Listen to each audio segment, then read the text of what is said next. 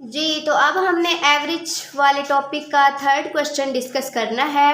Third question है हमारे पास, पहले मैंने सिंपल एवरेज वाले फार्मूले का क्वेश्चन डिस्कस किया था, उसके बाद मैंने जो है वो थोड़ा सा उससे डिफरेंट, सिंपल से जो है वो डिफरेंट क्वेश्चन डिस्कस किया, ठीक है, उसको सॉल्व किया, उसका आंसर निकाला। अब हम देखते हैं एक और तरह का क्वेश्चन है जो सिंपल भी नहीं है और उसमें जो है वो एग्जामिनर ने थोड़ा सा घुमाया हुआ है। तो देखते हैं जी क्वेश्चन। यहाँ पे क्वेश्चन है हमारे पास, the product of 4 number, mean के नंबर हैं हमारे पास, मैंने इनको मेंशन किया हुआ, हाईलाइट किया हुआ है। 4 नंबर है हमारे पास, ठीक है। यहाँ पे एग्जामिनर नंबर बता रहा है कि नंबर है हमारे पास 4, मीन के हमारे पास फार्मूला क्या है, sum of values and number of values. Number उसने हमें दे दिए, नंबर कौन से हैं, 3, 4, 5 एंड x। नंबर है हमारे पास, ये 4 नंबर्स हैं, कौन कौन से हैं, 3, 4, 5 एंड x।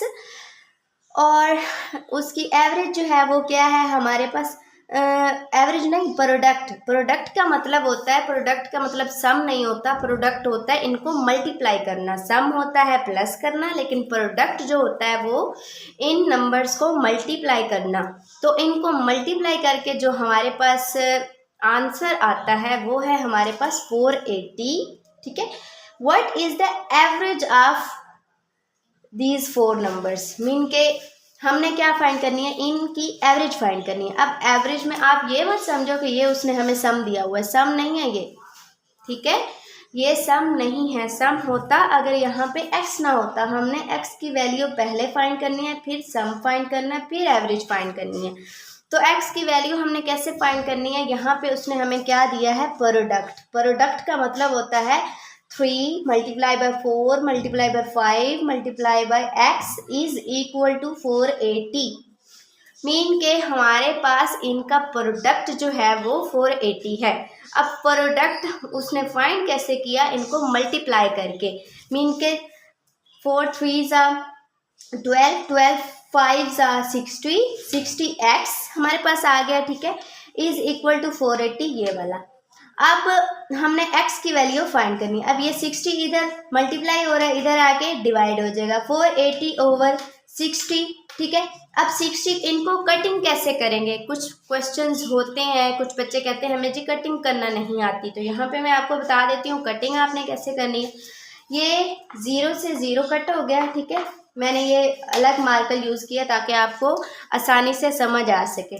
0 से 0 कट हो गया, ठीक है। 6 1 ज़ा 6 एंड 6 8 ज़ा 48। आप 6 का टेबल पढ़ो तो 6 8 ज़ा 48 होता है। तो यहाँ पे x की हमारे पास वैल्यू क्या आई, 8 आई। x की वैल्यू हमारे पास क्या आई, 8 आई, ठीक है। अब हमने क्या फाइंड करना है, हमने इन वैल्यूज़ की एवरेज फाइंड करनी है, ठीक है। तो यहाँ पे हमारे पास 3 + 4 + 5 + x की जगह पे हमने क्या लिख देना है, 8 लिख देना है, जो हमारे पास x की वैल्यू आई है, ओवर नंबर कितने हमारे पास 4। तो इन सबको सम इनको प्लस करेंगे तो हमारे पास आंसर आएगा 20, ठीक है। आपने अलग से कैलकुलेटर पे कर लेना है, अगर यहाँ पे मेरी कोई कैलकुलेटर मिस्टेक हो भी सकती है, मैंने पहले से यहाँ पे लिखा होता है आंसर, अगर कोई मिस्टेक हो जाए तो आप जो है वो मुझे कमेंट सेक्शन में बता सकते हैं। अगर कोई मिस्टेक हुई भी तो कैलकुलेटर मिस्टेक होगी, ठीक है, प्लस माइनस की मिस्टेक हो सकती है, मल्टीप्लाई की मिस्टेक हो सकती है, डिवाइड की हो सकती है, लेकिन तरीका हमारे पास यही है, ठीक है, प्रोसेस हमारे पास सेम ही है।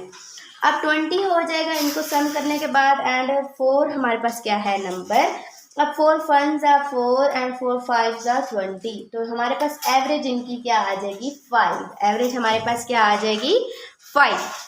तो ये हमारे पास है आंसर। आपने, मैंने पहले भी बताया था कि आंसर के साथ आंसर लिखने की ज़रूरत नहीं है, आप इसको रेक्टेंगल एक डब्बा बॉक्स सा बना के उसमें लिख दें तो भी एग्जामिनर को पता चल जाता है कि ये आपका आंसर है। तो चलते हैं जी 4th क्वेश्चन की तरफ।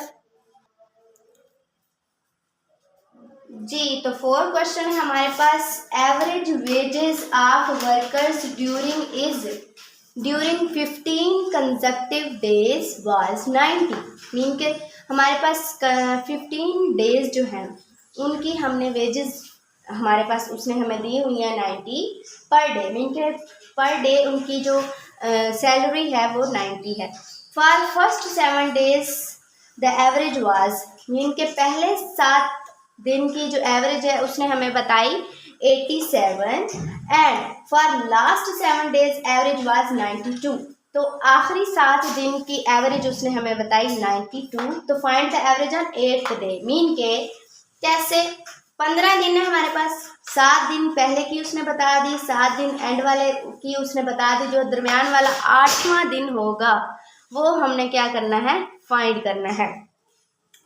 तो देख लेते हैं जी, पहले यहाँ पे solution given data, first 7 days salary, 7 दिन की, पहले 7 दिन की सैलरी जो है वो क्या है 87 उसने बताई है एवरेज। तो एवरेज 7 मल्टीप्लाई बाई 87 कर देंगे तो ये हमारे पास आया जाएगा 609, यानी कि फर्स्ट 7 डेज की सैलरी हमारे पास है 609। अब लास्ट 7 डेज की भी फाइंड कर लेंगे। लास्ट 7 डेज की क्या थी, उसने 92 बताई है, तो 92 से 7 को मल्टीप्लाई करेंगे 644 आ जाएगा हमारे पास, मीन के फर्स्ट 7 डेज की ये है, लास्ट 7 डेज की ये है। तो एवरेज सैलरी ऑफ 15 डेज की एवरेज क्या उसने बताई थी 90, 15 multiply by 90 is equal to 1350, यानी कि 15 डेज की टोटल हमारे पास है 1350। तो फिर हम क्या करेंगे, यहाँ से हम जो है फर्स्ट 7 डेज की हमें मालूम है, सेकंड लास्ट 7 डेज की भी हमें मालूम है, तो हम इनको क्या कर देंगे, प्लस कर देंगे। ठीक है, प्लस करने के बाद जो टोटल हमारे पास 15 डेज की है वो भी हमें मालूम है। तो हम क्या करेंगे, देखें 7 + 7 15 होता है, 15 डेज की हमारे पास एवरेज सैलरी है, इनको जमा करने से आएगा 1253।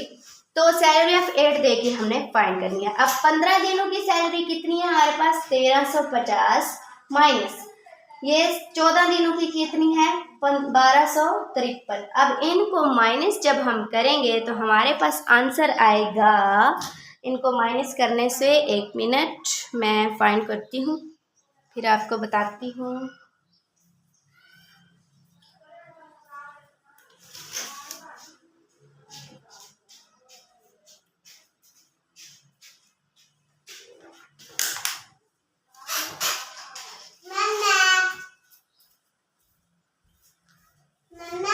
तो यहाँ पे हमारे पास सैलरी ऑफ 8th डे की आएगी 97।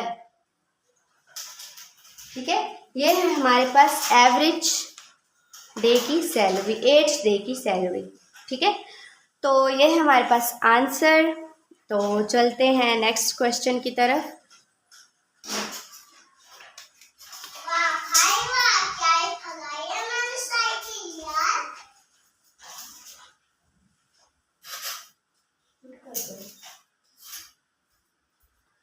जी, तो नेक्स्ट क्वेश्चन हम लोग देख लेते हैं। 5 क्वेश्चन है हमारे पास। The average of 12 people is 20 years. ठीक है, 12 पीपल की एवरेज जो है 20 ईयर है। If 4 people more join then average increase by 1 year.